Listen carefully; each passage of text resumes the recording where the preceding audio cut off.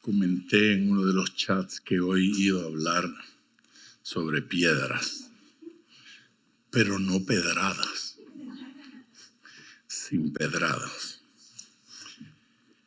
En el en el libro de Josué, en el capítulo 4,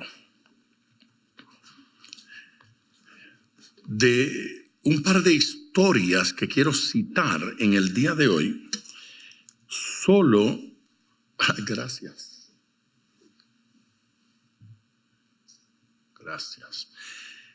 Decía, de un par de historias que quiero citar en el día de hoy,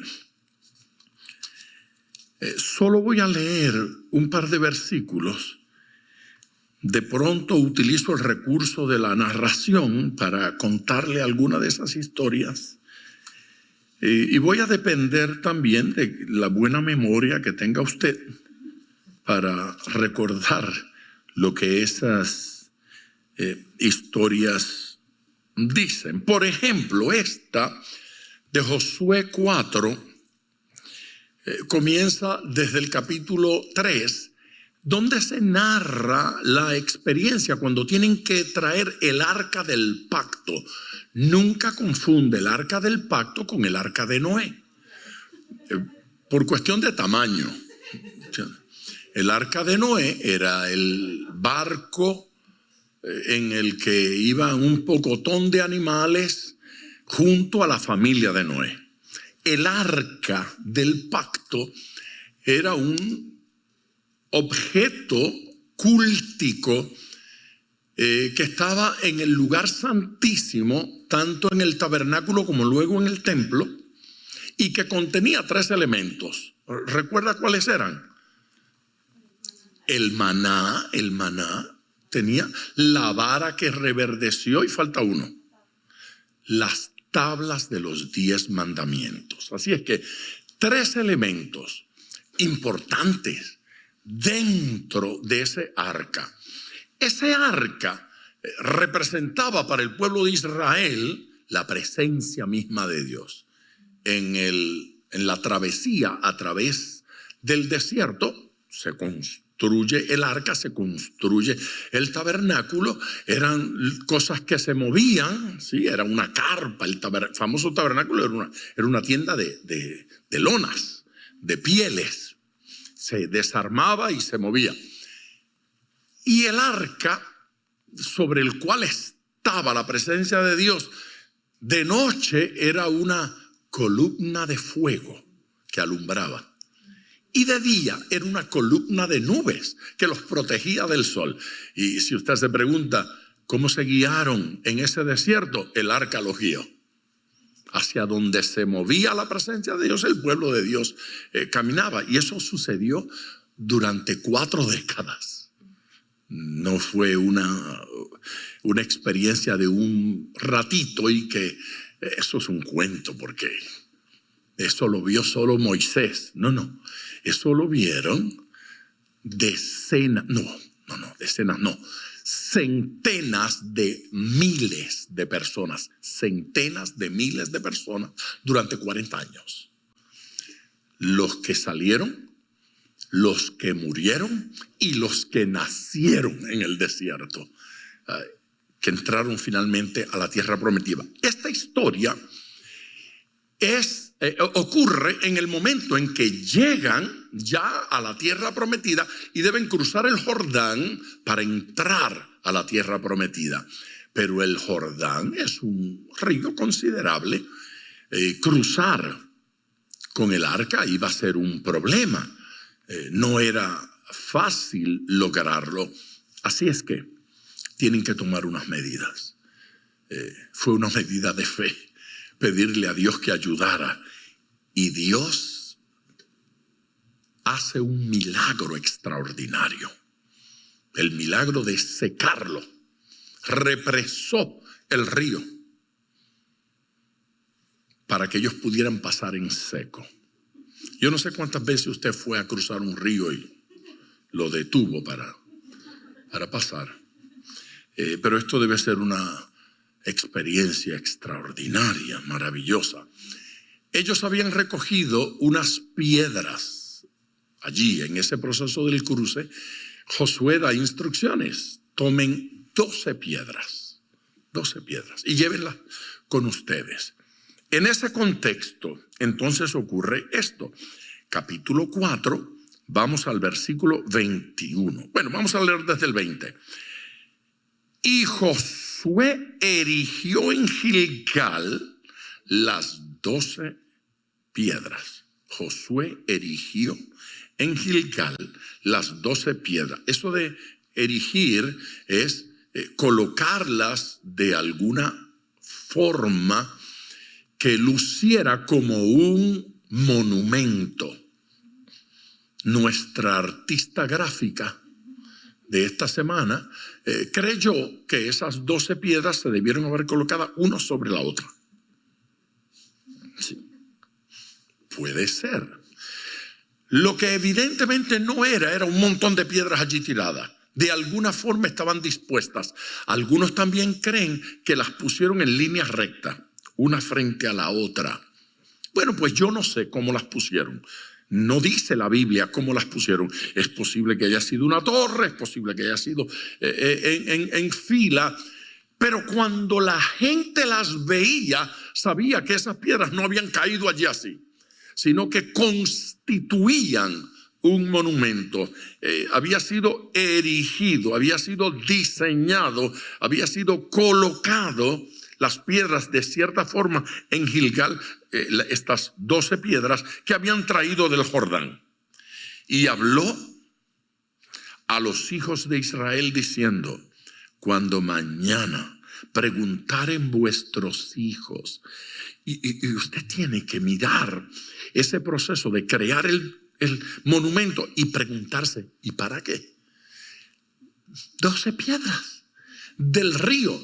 Se dio cuenta que no dice 12 piedras ungidas, porque hay gente que tiene piedras del Jordán porque creen que son ungidas. No hay piedras ungidas en el Jordán. No se deja meter gato por liebre.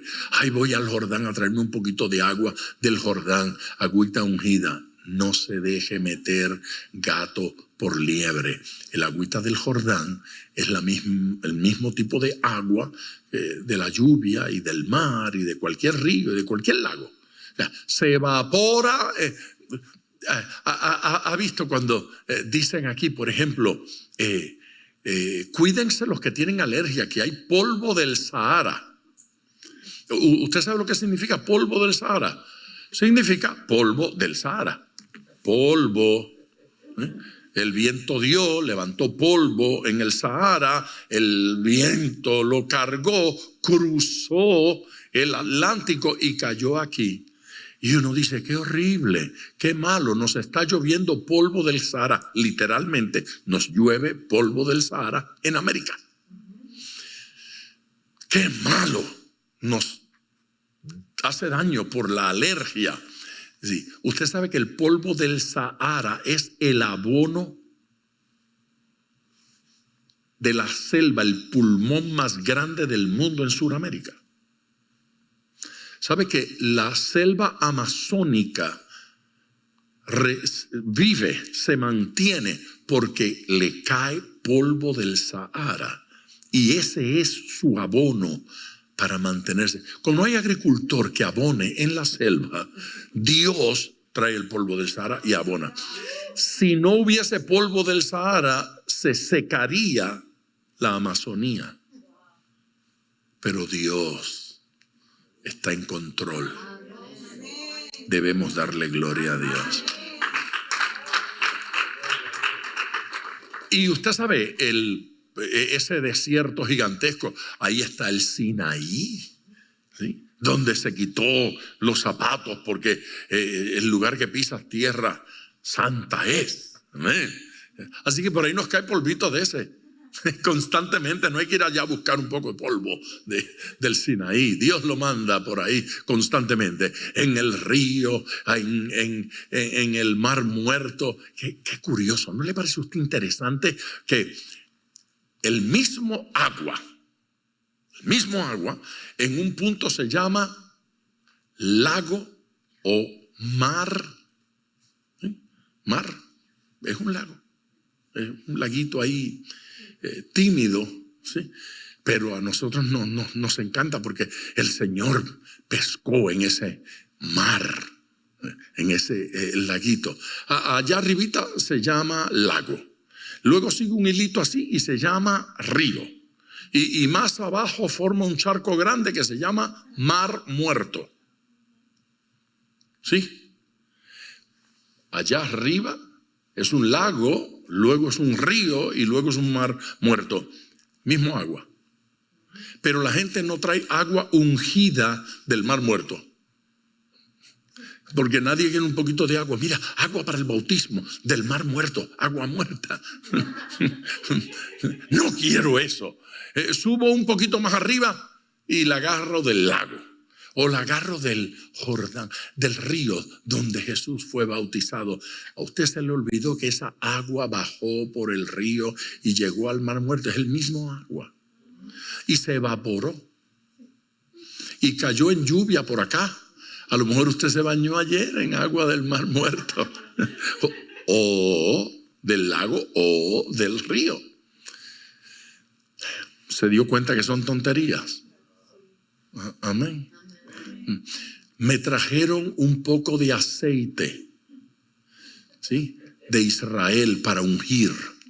Aceite de oliva. A lo mejor Goya compra su aceite. Y si es Goya, entonces, ¿sí? Entonces, la gente vive en la tontería. Vive en la tontería. Volvamos a nuestro versículo y dejemos esta pelea. Y habló a los hijos de Israel diciendo: cuando mañana preguntaren vuestros hijos a sus padres y dijeren: ¿qué significan estas piedras?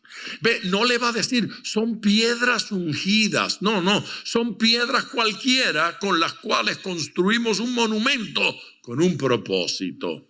¿Qué significan estas piedras? Aquí va. Declararéis a vuestros hijos diciendo: Israel pasó en seco por este Jordán. Poderoso. 2, dice: porque Jehová vuestro Dios secó las aguas del Jordán delante de vosotros hasta que habíais pasado a la manera que Jehová vuestro Dios lo había hecho en el Mar Rojo. Así es que vamos a nuestro pasaje. Cuando mañana preguntasen o pregunten vuestros hijos a sus padres y digan: ¿qué significan estas piedras? Usted debe decirlo conmigo. Usted debe preguntarlo: ¿qué significan estas piedras? De verdad, pregúntenle al pastor: ¿qué significan estas piedras? ¿Sí? ¿Qué significan estas piedras? ¿Se da cuenta que lo que Dios está haciendo con este monumento es proveyendo para responder a la curiosidad de los hijos? A la pregunta que van a tener nuestros hijos ahora. Si yo no hago hoy, presta atención, lo que tengo que hacer y respondo a lo que Dios quiere conmigo hoy, mañana, cuando mis hijos pregunten, no tendré respuesta. La respuesta para nuestros hijos la estamos preparando hoy. Dios la está preparando en su relación con nosotros. Cuando no tengo respuesta es porque no hice la tarea. ¿Dolió? Cuando no tengo respuesta es porque no he hecho la tarea. ¿Qué le digo a mi hija ahora que me está preguntando sobre tal cosa? Cuidado. Porque si no hago mi tarea, voy a tener pobres respuestas para ella. Le ocultamos cosas a nuestros hijos. Mi hijo no sabe que es adoptado, que fue adoptado.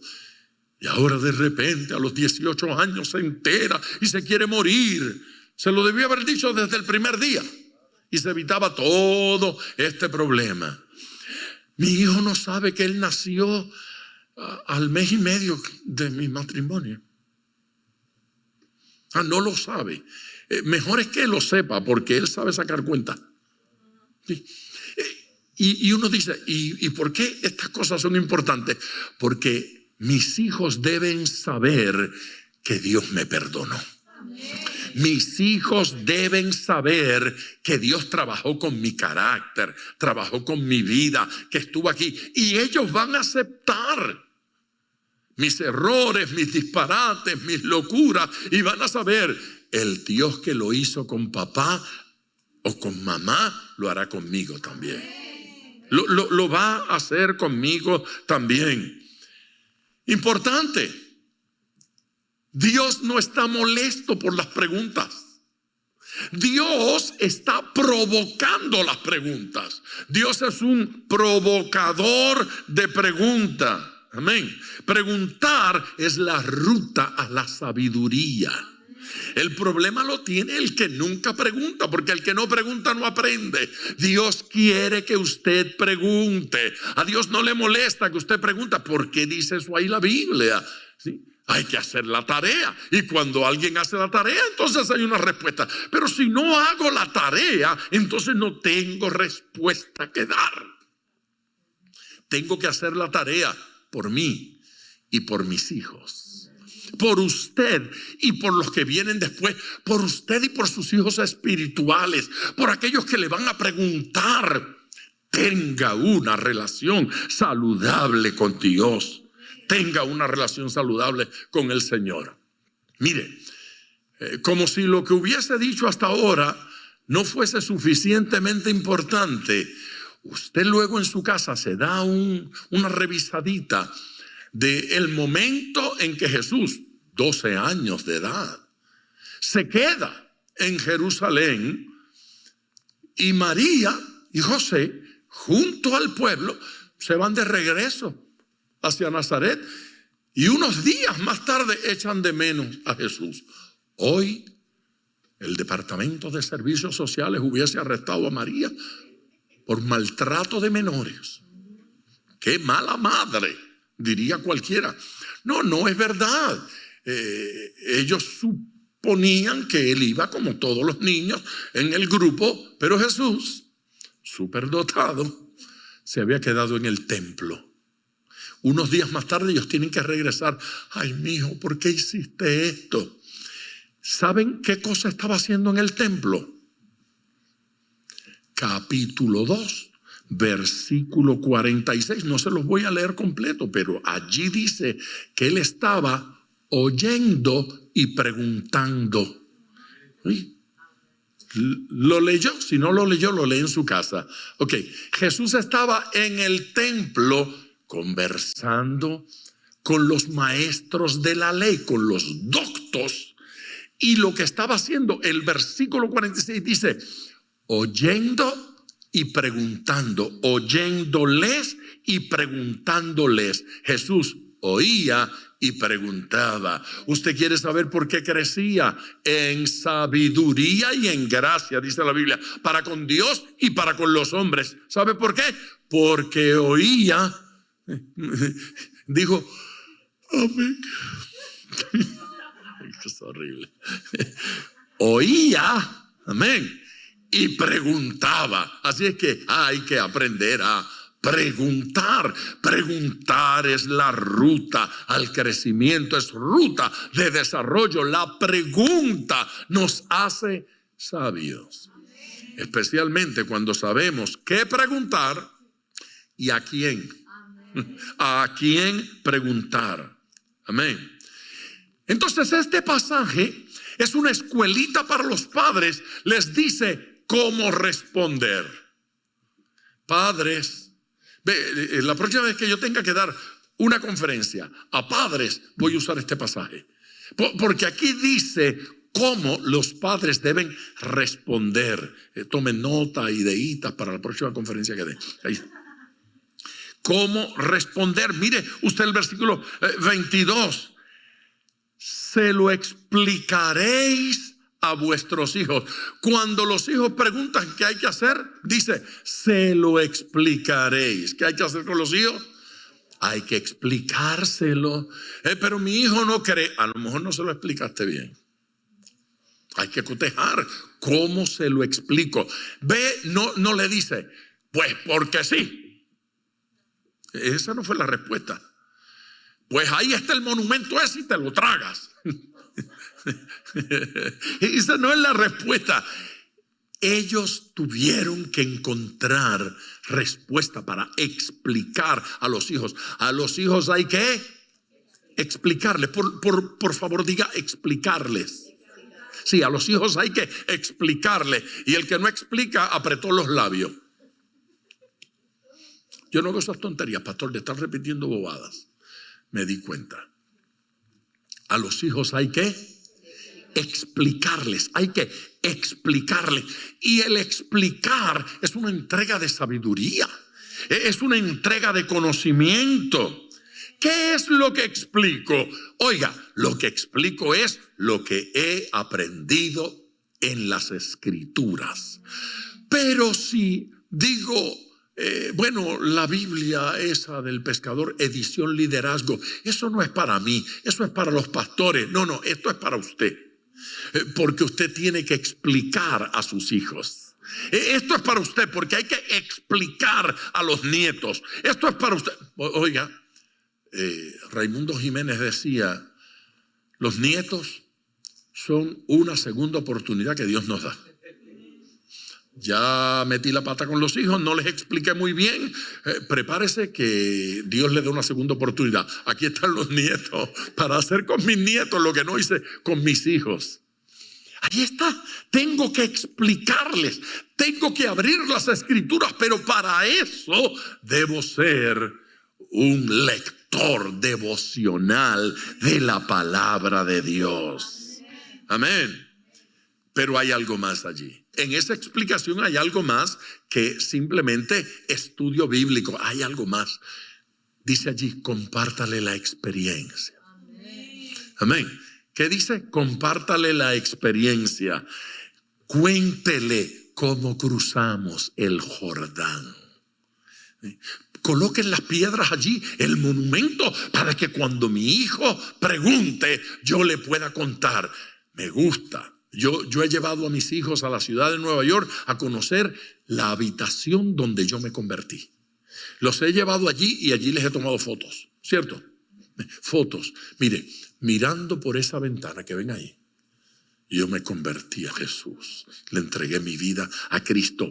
Aquello es un monumento. Si yo fuera millonario, compraba la casa. Pero todavía no es. Yo quiero que ellos sepan, yo quiero que ellos aprendan. Ahora quiero llevar a los nietos allí. Aquí comenzó nuestra historia.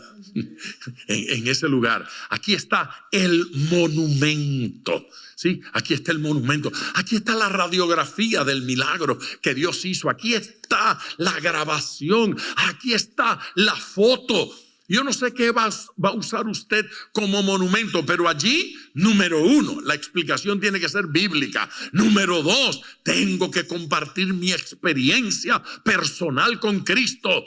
Número 3, hay una historia pasada que contar. Mire cómo conecta este monumento con lo que cruzó, lo que pasó en el Jordán. Y luego dice, cómo en el desierto, hace más de una generación, cuando Moisés cruzó el mar Rojo en seco. ¿Qué le está diciendo? Le está diciendo, el Dios que acompañó a Moisés nos acompañó a nosotros cruzando el Jordán. El Dios que nos acompañó a nosotros cruzando el Jordán es el que les acompaña a ustedes en el día de hoy. No le están sirviendo a un Dios que se inventaron ustedes. Le están sirviendo a un Dios que yo conocí, que conocieron mis padres, que conoció Moisés. Es el Dios de la historia. Estamos adorando a aquel que creó el universo. Los que lo creen lo alaban. Alábelo con todo el corazón. Ahí. que alabarlo. Hay que recordar. Amén. Y es una expresión entonces de gratitud. ¿Cuál es el mensaje? El mensaje es: Dios no ha cambiado. Él es el mismo en tiempo de Moisés, en tiempo de Josué y en tiempo nuestro. Ese es el mensaje. Y en tiempo de nuestros hijos. Aleluya. El pasaje termina diciendo que las naciones enteras, el mundo entero, o sea, que el mundo lo sepa. Hay una respuesta de gratitud a lo que Dios hace. Tengo que estar agradecido al Dios del Mar Rojo. Tengo que estar agradecido al Dios de el Jordán. Tengo que estar agradecido al Dios de las pasadas generaciones, al Dios de mis padres, a mi Dios que será el Dios de mis hijos. Ellos han de conocer la verdad. Hágalo saber al mundo. La gratitud es evangelismo. La gratitud es proclamación del evangelio. Si no puedo compartir mi fe, se muere la fe dentro de mí porque no la estoy compartiendo. Hay que compartirla, hay que dar, hay que dar, hay que dar para que si el agua bajó del lago al mar muerto, ¿sí? Para que no se muera allí, es necesario compartirla. Usted sabe que el problema del mar muerto es que le entra agua pero no sale. Y si solo entra y no sale, se muere. Y si usted solo recibe y no da, se le amontona exceso de mineral. Muere. Muy salada. No sirve de nada. Nos trasladamos por 2 minutos al primer libro de Samuel. Primer libro de Samuel. Y en el capítulo 7, preste atención a la Biblia. En el capítulo 7, nosotros pudiésemos leer desde mucho antes. Sin embargo, quiero que miremos el versículo 7, capítulo 7, versículo 7. Cuando oyeron los filisteos que los hijos de Israel estaban reunidos en Mizpa, subieron los príncipes de los filisteos contra Israel. Al oír esto, los hijos de Israel tuvieron temor de los filisteos. Un alto. Preste atención. Lo que ha sucedido aquí es que Israel estaba en una conducta pecaminosa. El profeta Samuel tronó y les dijo: ustedes quieren que Dios los ayude. Ustedes quieren que el Señor los respalde. Quiten las imágenes esas que tienen de vírgenes, de santos. Se lo ordenó. De Astarot. Quiten esas imágenes. Destrúyanlas. Arrepiéntanse y conviértanse a Dios. Arreglen sus vidas. Hablen con Dios. Y el pueblo dijo que sí. Que estaban hartos del pecado. Y quitaron las imágenes. Y llegaron para adorar. Y cuando estaban adorando, los vecinos que los odiaban, que los detestaban, decidieron atacarlos. Y los atacaron cuando estaban en ayuno y oración. Sin armas. No estaban preparados para la guerra. Porque esto siempre sucede así. Cuando ocurre igual, sucede lo mismo. Tan pronto alguien decide buscar el rostro de Dios, el diablo va a atacar. Porque al diablo le incomoda que usted se consagre. Al diablo le incomoda que usted decida ser íntegro. Al diablo le incomoda que usted decida ser fiel a Dios. Así es que atacaron. Entonces dijeron los hijos de Israel a Samuel: no cese de clamar. Mire, no tiemble. Si el diablo me va a atacar en algún momento, que me ataque cuando estoy en oración y ayuno. De verdad.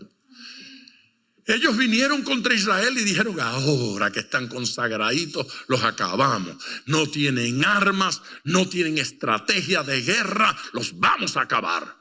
Orando y ayunando los mandamos para el cielo. Se les olvidó quién es el que nos cuida. Al enemigo se le olvidó por un instante quién es aquel al que estábamos clamando. Claro, el pueblo se asustó y fueron a donde el profeta y le dijeron: no dejes de clamar ahora. Quédate consagrado. Sí. Hay gente que cuando está en crisis llaman. Mire, pastor, ahora es cuando. Usted siempre ora por mí, ¿verdad? Sí, yo siempre oro por usted. Pues ahora ore más. Si es posible, ayune. Estaban aterrados porque ya ese ejército los había vencido. Así es que tenían temor, tenían miedo. Pero Samuel no. Usted me oyó. Ellos tenían temor, pero Samuel no. Los Samueles no tiemblan. Los Samueles oran. ¿Amén? Oran. No ceses de clamar por nosotros a Jehová nuestro Dios, para que nos guarde de la mano de los filisteos. Y Samuel tomó un cordero de leche, un corderito, una ovejita de días de nacido. Era poco, eso era escaso, pero su ofrenda no tiene que ser muy grande. Su ofrenda tiene que ser sincera. Amén. Su ofrenda tiene que ser íntegra, real. Amén. Y lo sacrificó entero en holocausto a Jehová. Y clamó Samuel a Jehová por Israel, y Jehová le oyó. Diga: Jehová le oyó. Mire, y diga también: Jehová me oyó. Dios está escuchando su clamor. Y Jehová le oyó. Y aconteció que mientras Samuel sacrificaba el holocausto, los filisteos llegaron para pelear con los hijos de Israel. Mas Jehová tronó, él truena, aquel día con gran estruendo sobre los filisteos y los aterrorizó. Mire, que usted tenga miedito, lo entiendo, pero tranquilo, que el otro está aterrorizado.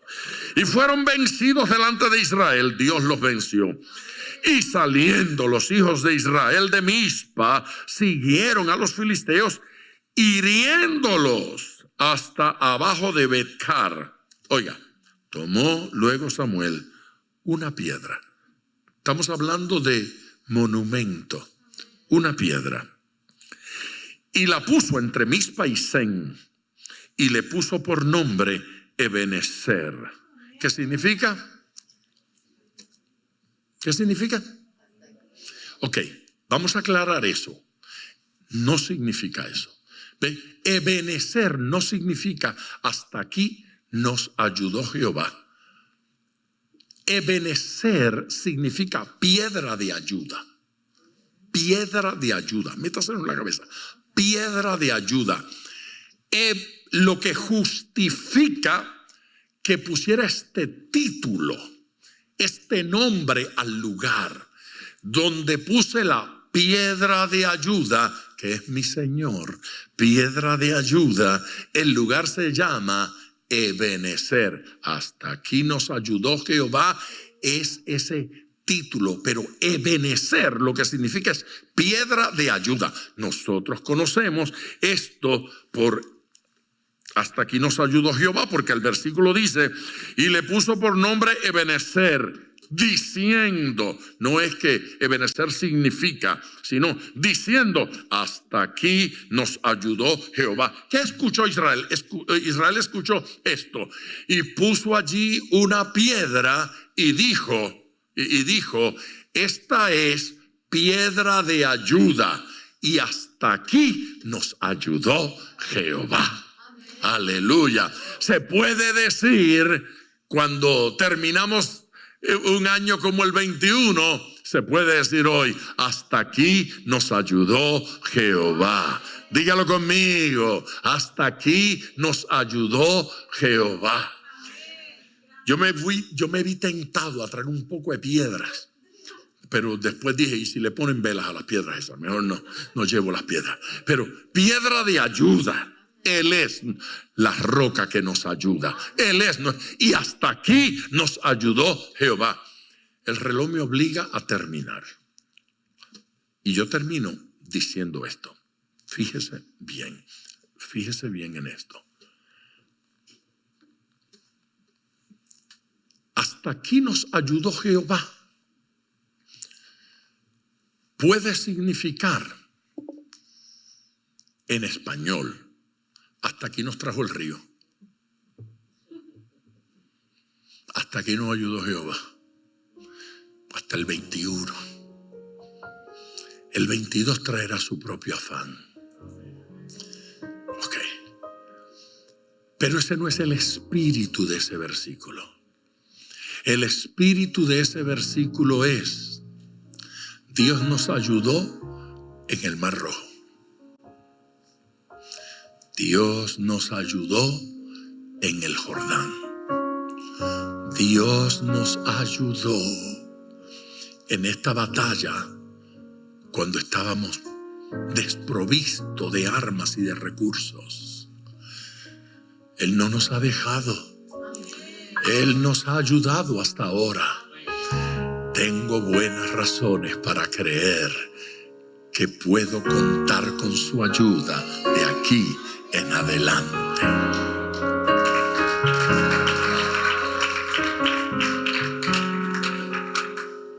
Para que mañana Ebenezer siga vigente, tengo que crear monumentos de testimonio. Testimonio. Tengo que cuidar mi matrimonio. Tengo que cuidar mi noviazgo. Tengo que cuidar mi juventud. Tengo que cuidar mis pensamientos. Tengo que cuidar mis palabras. Tengo que cuidar mis acciones. Tengo que cuidar mi conducta. Para decir hasta aquí y de aquí en adelante. Para poder establecer un monumento, Dios nos dio la visa. Es un monumento. Y que dice, ¿y cómo me voy a conducir de aquí para adelante? Sí, el Señor lo hizo. Quiero contar con el Señor que me ayudó ayer, hoy y mañana. Mantenga la integridad delante de Dios. Señor, gracias hoy por tu amor. Gracias por tu bondad. Gracias por tu palabra. Ayúdanos, Dios eterno, a avanzar en tu plan. En el nombre de Jesús.